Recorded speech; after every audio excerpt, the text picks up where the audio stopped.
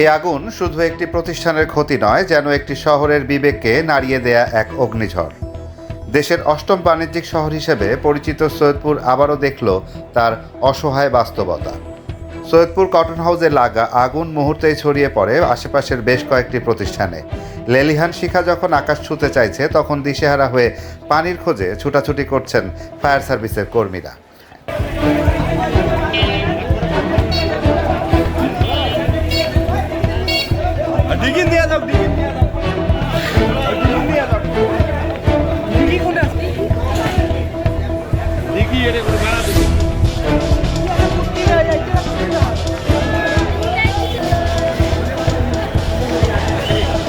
যে শহরে একসময় অসংখ্য পুকুর ছিল, আজ সেখানে মাথা উঁচু করে দাঁড়িয়ে আছে অট্টালিকা, অপরিকল্পিত ভবন, সরু সরু রাস্তাঘাট, জটিল সব যোগাযোগ ব্যবস্থা, সব মিলিয়ে যেন এক দমবদ্ধ বাস্তবতা। আগুন নেভাতে গিয়ে কোথাও পানি না পেয়ে নালা নর্দমার পানি ব্যবহার করতে হয়েছে।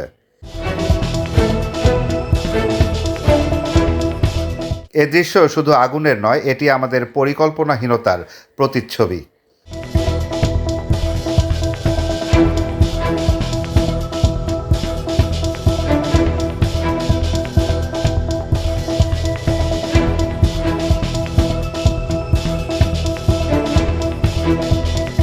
তিনটি ইউনিটের সম্মিলিত চেষ্টায় আগুন নিয়ন্ত্রণে এলেও পানির অভাব যেন প্রতিটি মুহূর্তকে করে তুলেছিল আরও ভয়াবহ।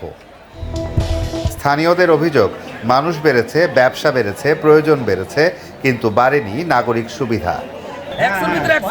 আমরা পানির অভাব মেটানোর জন্য তো দিয়েছি, জায়গা করছিলাম, কিন্তু পৌরসভা ওটাকে শেষ করে দিয়েছে। শহর বড় হয়েছে কাগজে কলমে, কিন্তু প্রস্তুত হয়নি বিপদের দিনে পাশে দাঁড়ানোর জন্য। ঘটনাস্থল পরিদর্শন করেছেন সাংসদ হাফেজ আব্দুল মুন্তাকিম। তিনি জানিয়েছেন, ভবিষ্যতের কথা বিবেচনা করে খুব দ্রুত সময়ে জিকরুল হক রোডে পানির বোরিং স্থাপন করা হবে। বোরিং করতে হবে, 3-4টা বোরিং করে দেবো। জি, ভালো উদ্যোগ। কিন্তু ওখান থেকে বোরিং থাকলে সহজে পানি পাবো, ওদের উপায় নেই। তখন বোরিং দেখলে মানে নিজেরাও কাজ করে নিতে পারবো। এখনো বোঝা যায় না। ওই তুলার দোকানগুলো যেগুলো ক্ষতি হচ্ছে, তুলার দোকান, তারপরে এসে ব্যাংকে লাগছে, পাটের ফুলের দোকান, ওখান থেকে আগুনের উৎপাদন, তারপরে এসে ব্যাংকে ঢুকতে আর এদিকে ওদিকে যায় না, ব্যাংকের ভিতরে আসে। তারপরে নিচে কাগজের দোকান আছে, তারপরে একটা মেলামাইনের দোকান আছে পাশে বড়, আর লোক নামছে, লোক সব নেই, লোক নামছে। আগুন নিয়ন্ত্রণে আসছে তো, না আগুন এই পর্যন্ত ছিল ভাই, এই পর্যন্ত আগুন তো কমে গেছে, দেখাই যাচ্ছে কমে গেছে।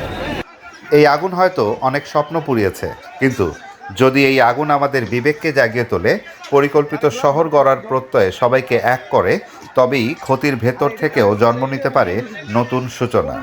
সৈয়দপুরের জন্য এখন সময় অভিযোগের নয়, দায়িত্ব নেয়ার।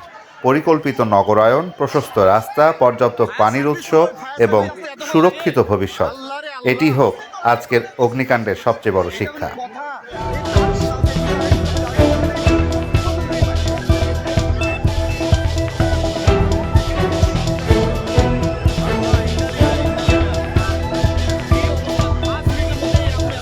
নীলফামারীর সৈয়দপুর থেকে মামুনুর রহমান, চ্যানেল বাংলা।